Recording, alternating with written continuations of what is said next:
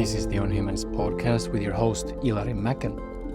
And today's highlight is from episode 13 with economist Oded Galor. Galor is the author of Journey of Humanity, a really wonderfully ambitious book that sets to explain all the major trends of human economic history in one remarkably slim book.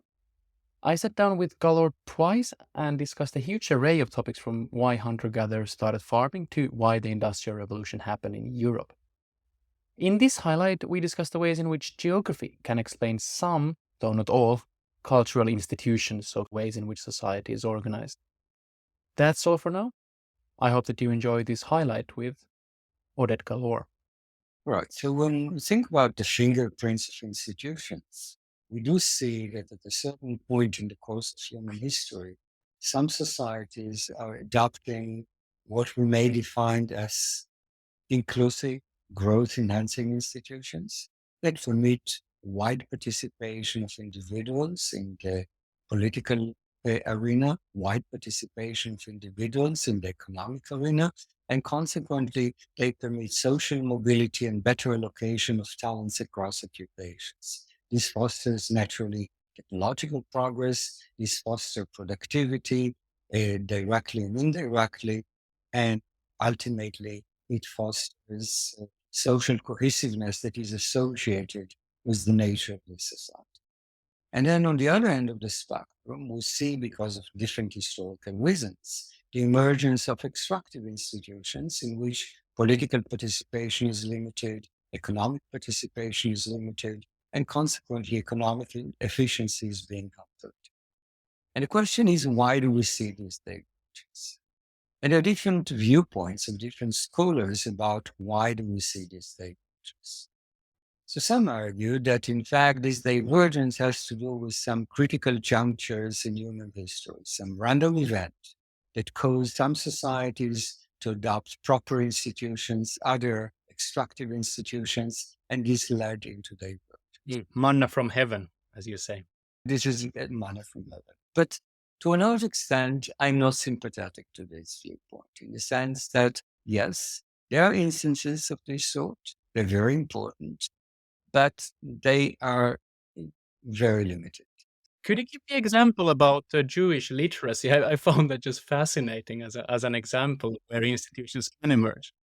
Yes, I will get back to this for a moment, but sort of textbook example that is perhaps the most compelling one is the division of the Korean Peninsula along the 38th parallel. Here we see a single nation, a single geographical entity, no great differences between the North and the South before the division. And then colonial power or superpowers are divided the Korea into spheres of influence. And we see that this division ultimately leading decades later into an enormous gap in the wealth of these two nations. South Korea being 24-fold richer than the North, and life expectancy in the South being 11 years longer than the North. One can think about a counterfactual history in which the agreement would have been that the North is a sphere of influence of the West, and the South, a sphere of influence of communism, and then we will see a reversal. So in this respect, this is a powerful case in which we see the role of institutions. I should mention that these are not necessarily political institutions. This is predominantly economic institutions, because initially, in the first 30 years, both North and South Korea are under authoritarian regime. The difference is that the authoritarian regime in the South is advocating free market reforms, and the authoritarian regime in the North is advocating communist ideas. I think it's a very important point because it's also often forgotten with the case of China versus Taiwan. That Taiwan was certainly not a happy democracy since its early inception in 1949, as I thought. Indeed. So these are interesting sort of examples in which we see that random critical junctures matter. But in fact, over most of human history, institutions simply evolve to fit the geographical environment, the economic environment. They were a byproduct of the process of development. So, example that we touched upon, is, for instance, how geography affects the nature of institutions that are in there. So if you reside in a place where crops that are native to your location are amendable for large plantations, as I said earlier, this will lead into the emergence of large plantation and therefore very powerful landowners. And these powerful landowners will have ultimately a say about the political agenda, and they will likely impose or push for the implementation of extractive institutions.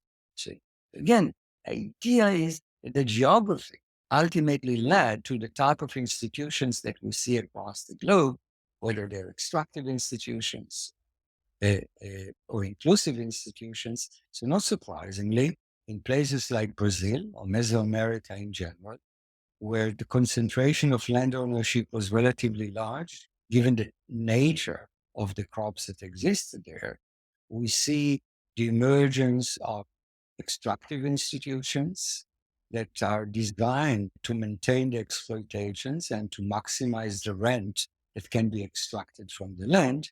And I guess that part of the agriculture being different would also apply to some extent within the US, between the US North and the US South, where in the South, large plantations became the norm, extractive institutions, slavery, of course, being the most possibly extractive institution from that we can imagine. That's a great point, yes. The American South is more amenable for large plantations. And this is where we see the emergence of extractive institutions and ultimately the horrific institutions of slavery. And again, it is the same differential geographical endowment that is leading ultimately into the differential emergence of institutions in these localities. And to a large extent, institutions are a byproduct of the process of development. Yes, there are some instances in which critical junctures are important, but they're the exception rather than the. I think the critical juncture I was mentioning earlier, I think just as a quick summary. Do I remember this one right? So in was it 70 AD, the Romans destroyed the temple in Jerusalem and basically brought most of the sects of Judaism to their extinction, except for one which happened to survive, which was the small sect, the small rather elitist sect, which required all its members to educate their sons, and this then became the norm in Judaism for the next 2,000 years. Nowadays, of course, also the girls, which is one of the, you would say, is one of the explanations for this incredible level of human capital amongst the Jewish population. So that's a very powerful example, and indeed we should map it into sort of the emergence of different cultures.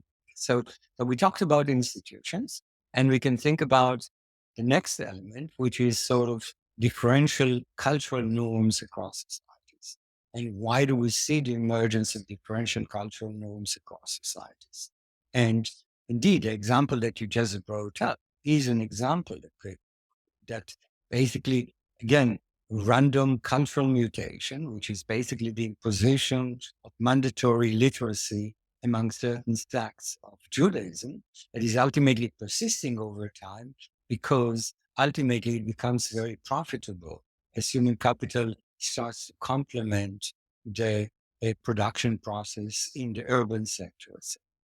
And especially given that the Jewish people were not allowed to own land in many times and places in Europe, it was incredibly a good idea to have a good education instead of a good inheritance of land, I presume. But yeah, let's go into some of those ways that these more, if not deterministic, then at least more kind of slow, deep forces operate. So when we don't have these random mutations explaining differences in culture, difference in institutions, maybe one example would be the plow versus the hose in agriculture and its relationship with views on gender roles. I think is a fascinating one that has been quite well publicized recently. But could you give just a quick your kind of quick take on the role of the plow? I actually just interviewed Helen Fisher recently, who's an anthropologist and neuroscientist studying love, and she also talked about this. It was wonderful because it's a completely different topic, but we ended up in the same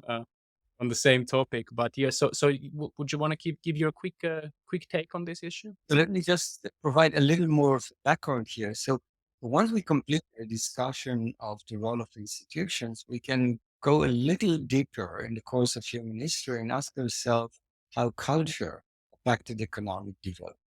And again, as we see in the context of institutions, we see that in different regions of the world, one can witness the emergence of, in some places, growth enhancing cultural traits, in other places, growth retarding cultural traits.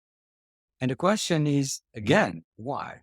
So if we think about the emergence, then naturally this will lead to the divergence between societies over time. And typically, when we think about culture and beyond institutions, the typical example that is brought in this dimension is the Italian Tunisian. And actually, if we think about the Italian people today, they are operating under the same institutions, whether they live in the north or in the south of Italy. But nevertheless, today, income per capita in the south is two-thirds of income per capita in the north. And the question is why? So many scholars suggest that the divide between the north and the south has to do with the emergence of different cultural traits in the north and the south. In the south, one dominating cultural trait that emerged is family ties, greater reliance on the family in the conducting of transactions, whereas in the north, we see the emergence of what one may define as social capital, trust, and civic participation. And indeed, to a large extent, we see this differential emergence, and one can attribute much of the divide to these cultural traits. But of course, the question is, why is it the case that in the South we see the emergence of family ties and in the North, social capital? And this is basically leading us into earlier periods, either historical forces or geographical forces that may lead into this divide. As I said before, yes, from time to time, when we think about differential cultural traits across the globe, they can be mapped into random cultural mutations. As we mentioned, in the context of Judaism, the imposition of capricious at the time mandatory literacy requirement that ultimately became very fruitful and productive, or in the context of the Protestant Reformation, the emphasis on entrepreneurship and accumulation. So here we see cultural mutations. They emerge without an intention to affect the population in the long run. They emerge out of a sort of narrow-sighted religious ideas. But ultimately, these random mutations caught like fire because they were very beneficial for the process of development. And as we said, to a large extent, cultural traits are emerging in relations to the habitat in which people operate. And you mentioned the cloud. So what we see historically is that if you look at the world as a whole, and you basically divide the world based on the suitability of the land for the use of the plow. So some places are more suitable for the use of the plow than others. Those places naturally will implement and will adopt the plow earlier than others. Why is it so important? It is important because the plow at the time was rather heavy and it required an incredible amount of upper body strength so as to carry and to pull. And this gave comparative advantage in the use of the plow and ultimately agriculture to men over women. So before the use of the plow, in fact, agricultural activities are shared equally between men and women. And it is the plow that is causing gender division in agriculture. Women are confined to the homes and men are doing the agricultural job. And ultimately, this is persisting over time. And apparently, it affects gender biases in today's world and labor force participation of women even today. Namely, places on average that were more suitable for the use of the plow thousands of years ago are suffering from lower labor force participation of women in comparison to similar places in other places. What would be main examples of countries where there was a lot of agriculture, but it was not very suitable for the plow? So if you think about it in the context of, again, so suitability is a relative magnitude, right? So places that were very suitable for the use of the plow, places in the Fertile Crescent, where many of the Arab nations are residing at the moment, and gender biases are very pronounced. But then again, we don't have a clear comparison. But if you think about Europe, Southern Europe versus Northern Europe, Southern Europe adopted the plow much earlier, traditionally had greater gender biases for, for a long period of time. Well, are there any other things about geography and culture that you would want to bring up? So in fact, there are many of them that are very interesting. I think that perhaps the most important one is the notion of the cultural trait that is known as future-oriented mindset. Why is it so important? Because when you think about economic growth ultimately is based on the process of accumulation and the process of technological progress. Both require future-oriented mindset. When you decide to adopt a new technology, okay, this is basically an investment decision that may pay a year from now, 10 years from now, 50 years from now. When you decide to educate your children, this is an investment that will pay 10 years from now, 15 years from now, 30 years from now. When you decide to invest in an enterprise, again, you have to be future oriented in your orientation. It turns out that there are great variations in future orientation across societies. Some societies tend to be more long-term oriented than others. And it turns out that these variations across the globe can be mapped to differences in the suitability of land for agriculture. So let me give you a very simple example. Think about two locations. One location is appropriate for fishing. Another location is appropriate uh, for planting and harvesting wheat. Okay. Naturally, think about the process. So if you're a farmer that is in the location where wheat is suitable for the land, you engage in the process of planting, and half a year later, harvesting, and then later on, storage of some of the grains for difficult years that may come down the road. You really engage in a future-oriented uh, processes. Nature naturally in this type of environment is teaching you gradually how to delay gratification, how to plan for the future, and how to be future-oriented. Now think about your neighbor. Your neighbor is located in a place where fishing is the best possible activity in order to generate income. But fishing by nature implies that you go at the end of the day, you go and fish, you don't have a good storage technology, and you're going to cook what you fish. And then in the next day, you start the process again. There is no future orientation that is associated with the process of fishing. The only planning is that in the morning, you plan for the fishing day. It's a 1 day planning. So very short-term orientation. And naturally, societies that are emerging in this type of locations would appear very different over time.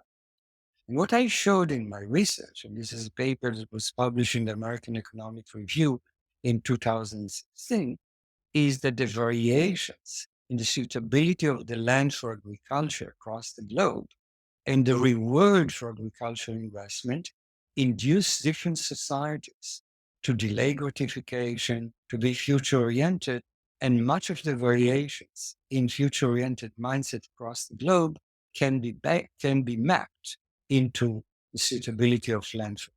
Before we leave the topic of geography, I quickly want to ask your opinion on the quite commonly held idea that there is something special about Europe in it being very decentralized, in there being a lot of small states. I mean, that's the one first thing you notice if you just look at the globe, that, oh my God, there's a lot of small states there. Um, there's a kind of classic story that that this then leads into more competition, more innovation, also more political dissent, because I mean, a lot of the kind of great philosophers of the European Enlightenment era wrote in exile. So my question would be, first of all, how important do you think that this was when, for example, comparing European countries to Asian countries like China? And to the extent that this was important, how much was this manna from heaven, kind of random historical fact, versus how it is driven by something different about the European geography versus Chinese or Indian geography? I think this argument is very important, among many others. So I would think about it simply in the context of why Europe rather than China. So when we think about Europe as a whole, it is geographically fragmented. So if we think about the major rivers that are segmenting the European continents, we can see major mountain chains that are segmenting different areas in Europe, whether it's the Alps or the Pyrenees. We see that the coastal line is rather fractal, and as a result of it, it basically generates over time the emergence of large number of states, nations that are engaged in technological competition, political competition, and this healthy competition is ultimately leading into the process of innovations in all dimensions. It requires innovations on the philosophical front, it requires innovations in the political front, and it requires innovations at the economic front. This is a time period in which basically scientists can move from one location to another and offer their ideas to different monarch or different rulers that in fact would like to remain ahead of the curve, and they're eager in fact to support these type of scientists so as to maintain their edge in this competition. On the other end of the spectrum, we see China. China is relatively isolated geographically. China is engaged in unifying the population. And in fact, the geography is amendable for this unification. So in China, we see a cohesive society without internal competition that is basically ultimately, initially is leading into prosperity because social cohesiveness is very important for productivity, but ultimately it's very stifling in the context of political change and technological change. China is dominating the world technologically in the Middle Ages. We see that this domination is eroding gradually, and Europe is taking over partly due to this incredible political and economic competition across states.